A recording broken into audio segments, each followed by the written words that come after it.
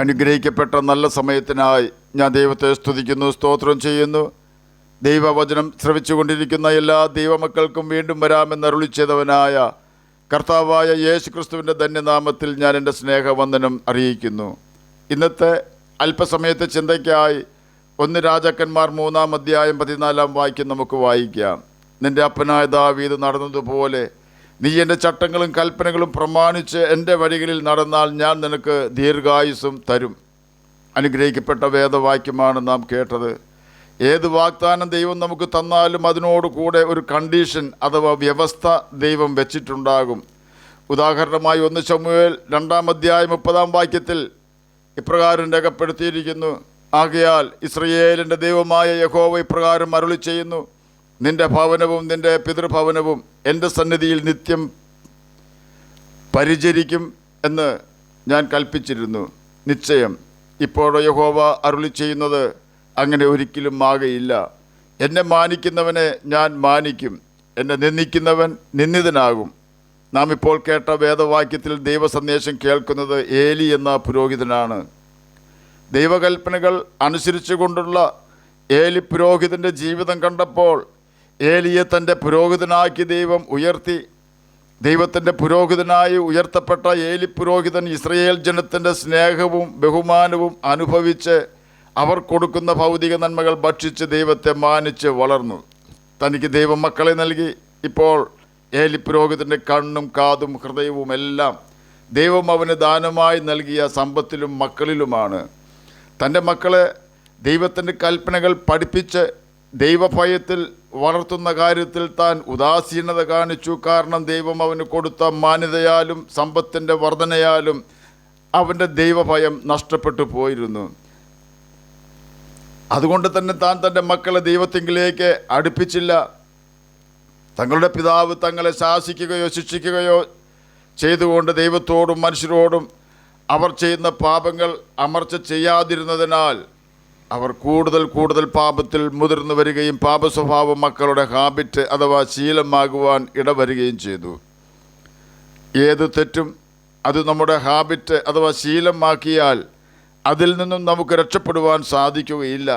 നല്ല ശീലങ്ങൾ അതുപോലെ തന്നെയാണ്. പ്രഭാത ഭക്ഷണത്തിന് മുമ്പ് 10 അധ്യായം ബൈബിൾ തുടക്കം മുതൽ അവസാനം വരെ വായിക്കുമെന്ന് തീരുമാനിച്ച നിർബന്ധപൂർവ്വം നാം അത് നമ്മുടെ ശീലമാക്കിയാൽ 8 മണിക്ക് പ്രഭാത ഭക്ഷണം കഴിക്കുന്ന വ്യക്തിയാണെങ്കിൽ നിശ്ചയമായും അതിനു മുമ്പ് ആ വ്യക്തി ബൈബിൾ വായിച്ചിരിക്കും. 10 ദിവസം നാം അത് ചെയ്താൽ നിശ്ചയമായും ബൈബിൾ വായന നമുക്ക് ഒരു ശീലമാകും. ബൈബിൾ വായിച്ചാൽ നാം അനുസരിക്കേണ്ട ദൈവത്തിൻ്റെ കൽപ്പനകൾ കണ്ടെത്തും. നാം ദൈവത്തിൻ്റെ കൽപ്പനകൾ കണ്ടെത്തി അത് അനുസരിച്ചാൽ നിശ്ചയമായും ആരെയെല്ലാം വിശ്വസിക്കാം, ആരെയെല്ലാം വിശ്വസിക്കുവാൻ പാടില്ല എന്നും മറ്റുള്ളവരെ വഞ്ചിക്കരുതെന്നും മറ്റുള്ളവരാൽ നാം വഞ്ചിക്കപ്പെടാതിരിക്കുവാൻ എന്ത് ചെയ്യണമെന്നും നമ്മുടെ സൃഷ്ടാവിന് ഇഷ്ടമുള്ള കാര്യങ്ങൾ എന്തെല്ലാമെന്നും ഇഷ്ടമില്ലാത്ത കാര്യങ്ങൾ എന്തെല്ലാമെന്നും കർത്താവായ യേശു ക്രിസ്തു നമ്മെ പഠിപ്പിക്കും. അവൻ നല്ല ടീച്ചറാണ്.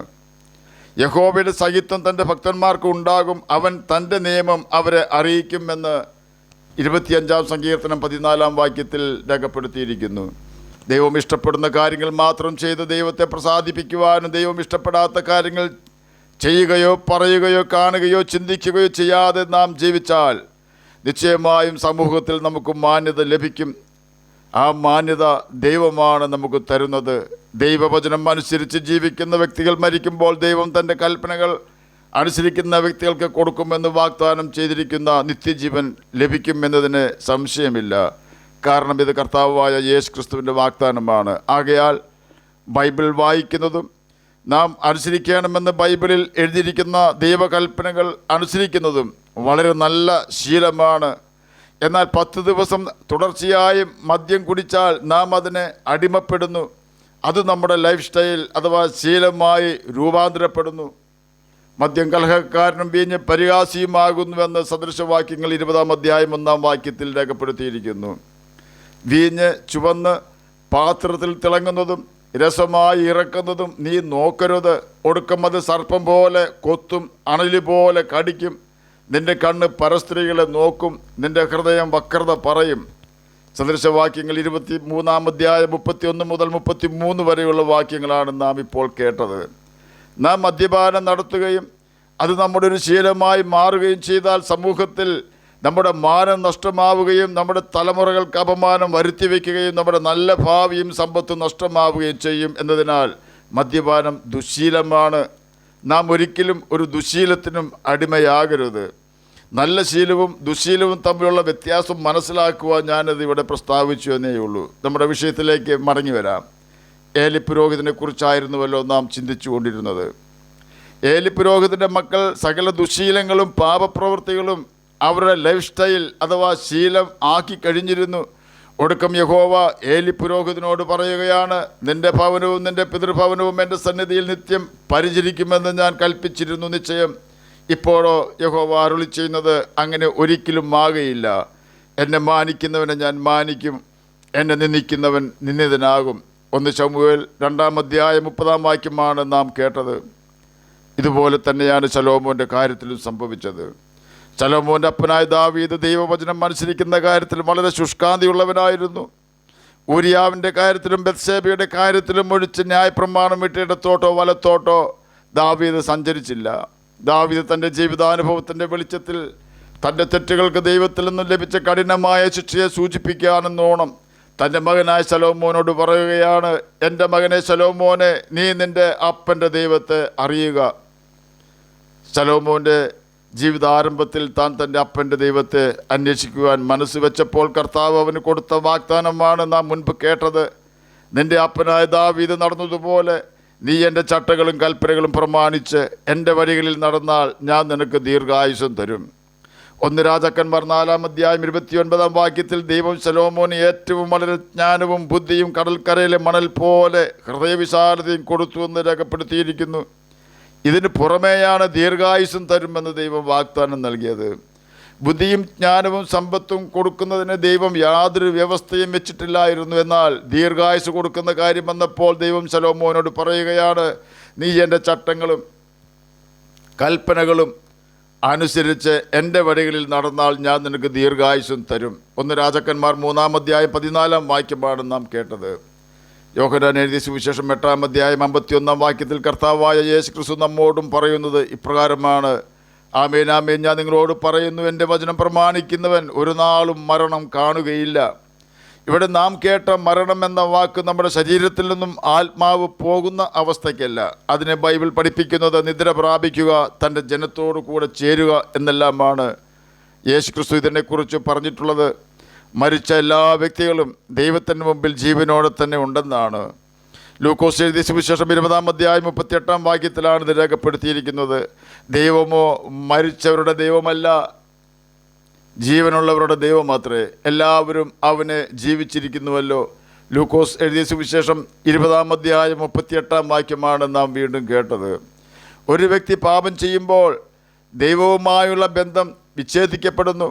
ഇതിനെയാണ് ബൈബിൾ മരണം എന്ന് പറയുന്നത്. നാം ഭൂമിയിൽ ജീവിച്ചിരിക്കുമ്പോൾ യേശുക്രിസ്തുവിൻ്റെ മാനസാന്തരപ്പെട്ട് പാപങ്ങൾ ഉപേക്ഷിക്കണമെന്ന രാജ്യത്തിൻ്റെ സുവിശേഷം കേൾക്കുകയും നാം നമ്മുടെ പാപങ്ങളെ ഏറ്റുപറഞ്ഞ് ഉപേക്ഷിച്ച് സ്നാനം മുങ്ങുകയും ചെയ്താൽ വീണ്ടും ദൈവവുമായി ബന്ധം സ്ഥാപിക്കുവാൻ തക്കവണ്ണം ദൈവാത്മാവ് നമ്മുടെ ആത്മാവിൽ വരികയും ദൈവാത്മാവ് നമ്മുടെ ആത്മാവിൽ വരുമ്പോൾ നമ്മുടെ പാപം മൂലം മരിച്ച അഥവാ നിർജീവമായി പോയ നമ്മുടെ ആത്മാവ് വീണ്ടും സജീവമാവുകയും അഥവാ വീണ്ടും ജീവിക്കുകയും ചെയ്യുന്നു. ഇപ്പോൾ നമുക്ക് ദൈവവുമായി ബന്ധപ്പെടുവാനുള്ള കഴിവ് വീണ്ടും ലഭിക്കുന്നു. ഇതിനെയാണ് വീണ്ടും ജനനം എന്ന് ബൈബിൾ പഠിപ്പിക്കുന്നത്. യോഹന്നാൻ എഴുതിയ സുവിശേഷം 5-ാം അധ്യായം 25-ാം വാക്യത്തിൽ യേശു പ്രസ്താവിച്ചത് ഇപ്രകാരമാണ്, ആമേൻ ആമേൻ ഞാൻ നിങ്ങളോട് പറയുന്നു, മരിച്ചവർ അഥവാ പാപം ചെയ്ത് ദൈവവുമായുള്ള കൂട്ടായ്മ നഷ്ടപ്പെടുത്തിയവർ ദൈവപുത്രൻ്റെ ശബ്ദം അഥവാ രാജ്യത്തിൻ്റെ സുവിശേഷം കേൾക്കുകയും കേൾക്കുന്നവർ അഥവാ അനുസരിക്കുന്നവർ ജീവിക്കുകയും ചെയ്യുന്ന നാഴിക വരുന്നു. ഇങ്ങനെ ജീവിക്കുന്ന അവസ്ഥയ്ക്കാണ് വീണ്ടും ജനനം എന്ന് ബൈബിൾ പഠിപ്പിക്കുന്നത്. യോഹന്നാൻ എഴുതിയ സുവിശേഷം 8-ാം അധ്യായം 51-ാം വാക്യത്തിൽ എൻ്റെ വചനം പ്രമാണിക്കുന്നവർ ഒരു നാളും മരണം കാണുകയില്ല എന്ന് യേശു പറഞ്ഞതിനർത്ഥം യേശുവിൻ്റെ കൽപ്പനകൾ പ്രമാണിച്ച് ജീവിക്കുന്ന വ്യക്തികൾക്ക് ഒരു നാളും ദൈവവുമായി കൂട്ടായ്മ ബന്ധം നഷ്ടമാവുകയില്ല എന്നാണ്. എഫേസ്യർക്ക് എഴുതിയ ലേഖനം 2-ാം അധ്യായം 1-ാം വാക്യത്തിൽ അപ്പോസ്തലനായ പൗലോസ് പറയുകയാണ്, അതിക്രമങ്ങളാലും പാപങ്ങളാലും മരിച്ചവരായിരുന്ന നിങ്ങളെയും അവൻ ഉയർപ്പിച്ചു. ഇതിൽ നിന്നും നാം മനസ്സിലാക്കേണ്ടത് നാം അതിക്രമവും പാപവും ചെയ്താൽ മരിക്കുമെന്നാണ്. അതായത് ദൈവവുമായി ബന്ധപ്പെടുവാനുള്ള നമ്മുടെ ആത്മാവിൻ്റെ കഴിവ് നഷ്ടപ്പെടുമെന്ന് സാരം. നമ്മുടെ ആത്മാവ് നമ്മുടെ ശരീരത്തിൽ നിന്നും നഷ്ടപ്പെടുന്ന സമയത്ത് നമ്മുടെ ആത്മാവ് നമ്മുടെ പാപം മൂലം ദൈവവുമായി ബന്ധപ്പെടുവാൻ കഴിയാത്ത അവസ്ഥയിലാണെങ്കിൽ നമുക്കുള്ള ശിക്ഷ നിത്യ മരണം അഥവാ ഗന്ധകം കത്തുന്ന തീ പൊയ്കയാണ് എന്ന് നാം മനസ്സിലാക്കണം. പാപത്തിൻ്റെ ശമ്പളം മരണമത്രേ, ദൈവത്തിൻ്റെ കൃപാവരമോ നമ്മുടെ കർത്താവായ യേശു ക്രിസ്തുവിൽ നിത്യജീവൻ അഥവാ ദീർഘായുസ് തന്നെ എന്ന് റോമർക്ക് എഴുതിയ ലേഖനം 6-ാം അധ്യായം 23-ാം വാക്യത്തിൽ രേഖപ്പെടുത്തിയിരിക്കുന്നു. എന്നാൽ യേശുവിൻ്റെ രക്തത്താൽ കഴുകൽ പ്രാപിച്ച് പാപത്തെ ഏറ്റുപറഞ്ഞ് ഉപേക്ഷിച്ചാൽ ദൈവത്തിൽ നിന്നും പാപമോചനം ലഭിക്കുകയും ക്രിസ്തുവിനോട് കൂടെ ദൈവഭവനത്തിൽ നിത്യം സന്തോഷിക്കുവാൻ യേശു ക്രിസ്തു ഇടവരുത്തുകയും ചെയ്യും. ഇത് യേശു ക്രിസ്തുവിൻ്റെ വാഗ്ദാനമാണ് എന്ന് നാം ഓർക്കണം. ഇതിനുവേണ്ടി നാം ചെയ്യേണ്ടത് ബൈബിൾ വായിക്കുകയും അനുസരിക്കണമെന്ന് ബൈബിളിൽ രേഖപ്പെടുത്തിയിരിക്കുന്ന ദൈവകൽപ്പനകൾ കണ്ടെത്തി അനുസരിക്കുകയും ചെയ്യുക എന്നതാണ്. നാം അപ്രകാരം ചെയ്താൽ ശലോമോന് കർത്താവ് കൊടുത്ത വാഗ്ദാനം നമുക്കും ലഭ്യമാക്കാം. ശലോമോൻ തൻ്റെ അപ്പൻ്റെ ദൈവത്തെ അറിയുകയോ ദൈവത്തിൻ്റെ ന്യായപ്രമാണ പുസ്തകത്തിൻ്റെ കോപ്പി എഴുതി സൂക്ഷിച്ചത് വായിച്ച് മനസ്സിലാക്കി അതിന് പ്രകാരം ജീവിക്കുകയോ ദൈവത്തിൻ്റെ കൽപ്പനകളും ചട്ടങ്ങളും അനുസരിക്കുകയോ ചെയ്തില്ല. എന്നാൽ ഇപ്പോൾ ജീവിച്ചിരിക്കുന്ന നമുക്ക് നമ്മുടെ കർത്താവും രക്ഷിതാവുമായ യേശു ക്രിസ്തുവിൻ്റെ കൽപ്പനകൾ അനുസരിച്ച് നിത്യജീവൻ പ്രാപിക്കുവാൻ ഇന്ന് അവസരം ഉണ്ട്. ദൈവം നമുക്ക് സൗജന്യമായാണ് നിത്യജീവൻ തരുന്നതെങ്കിലും ദൈവം നമ്മുടെ ആത്മാവിൻ്റെ വീണ്ടെടുപ്പിന് വേണ്ടിയും നിത്യജീവൻ നമുക്ക് തരേണ്ടതിന് വേണ്ടിയും കൊടുത്ത വില തൻ്റെ ഏകജാതനായ പുത്രനെ യാഗമായി തീർത്തുകൊണ്ടാണ് കൊടുത്തു തീർത്തത്.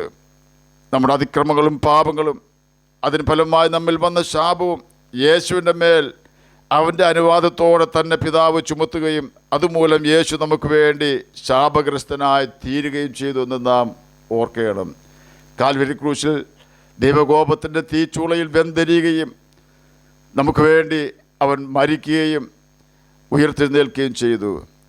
ഇനി നാം യേശു ക്രിസ്തുവിൻ്റെ ക്രൂശ് മരണം നമ്മുടെ പാപപരിഹാരത്തിനു വേണ്ടിയാണ് എന്ന് വിശ്വസിക്കുകയും യേശുവിൻ്റെ രക്തം നമ്മുടെ സകല പാപവും ക്ഷമിച്ച് നമ്മെ ശുദ്ധീകരിക്കുവാൻ ശക്തിയുള്ളതാണെന്ന് മനസ്സിലാക്കുകയും ചെയ്ത് നമ്മുടെ പാപങ്ങളെ ഏറ്റുപറഞ്ഞ് ഉപേക്ഷിച്ച് സ്നാനമുങ്ങിയാൽ ദൈവത്തെ അനുസരിക്കുന്നവർക്ക് യേശു തരാം എന്ന് വാഗ്ദാനം ചെയ്ത പരിശുദ്ധാത്മാവിനെ യേശു പിതാവിനോട് മേടിച്ച് നമുക്ക് അയച്ചു തരും. പരിശുദ്ധാത്മാവ് നമ്മെ സകല സത്യത്തിലും വഴി നടത്തുകയും നാം നടക്കേണ്ടുന്ന പാത നമുക്ക് അറിയിച്ചു തരികയും നാം മരിക്കുമ്പോൾ നമ്മെ മരിച്ചവരിൽ നിന്ന് തക്ക സമയത്ത് ഉയർപ്പിക്കുകയും ചെയ്യും. ആകയാൽ യേശു ക്രിസ്തുവിൻ്റെ കൽപ്പനകൾ അനുസരിക്കുകയും നിത്യജീവനെ നമുക്ക് പ്രാപിക്കുകയും ചെയ്ത് നിത്യകാലം നമുക്ക് യേശുവിനോടുകൂടെ വസിക്കാം. കർത്താവ് അതിന് നമ്മെ സഹായിക്കട്ടെ എന്ന് പ്രാർത്ഥിച്ചുകൊണ്ട് ഞാൻ എൻ്റെ വാക്കുകളിൽ നിന്ന് വിരമിക്കുന്നു. നമുക്ക് പ്രാർത്ഥിക്കാം. ഞങ്ങളെ സ്നേഹിക്കുന്ന സ്വർഗീയ പിതാവേ, നല്ല വചനത്തിനായി അങ്ങയെ സ്തുതിക്കുന്നു, സ്തോത്രം ചെയ്യുന്നു. എന്നെ കേൾക്കുന്ന ഏതെങ്കിലും പ്രിയപ്പെട്ടവർ അങ്ങയെ തിരിച്ചറിയാതിരിക്കുന്നുവെങ്കിൽ അങ്ങയെ തിരിച്ചറിയുവാൻ തക്കവണ്ണം അവരുടെ ഹൃദയക്കണ്ണുകളെ തുറക്കണമേ. അങ്ങയുടെ കൽപ്പനകൾ പ്രമാണിച്ചുകൊണ്ട് നിത്യജീവനാവകാശികളായി തീരുവാൻ അടിയനെ കേൾക്കുന്ന അങ്ങയുടെ കുഞ്ഞുങ്ങളെ സഹായിക്കണമേ. പ്രാർത്ഥന കേട്ടതിനായി സ്തോത്രം. യേശുവിൻ്റെ നാമത്തിൽ തന്നെ ആമേൻ. കർത്താവ് എല്ലാവരെയും അനുഗ്രഹിക്കട്ടെ. സ്തോത്രം.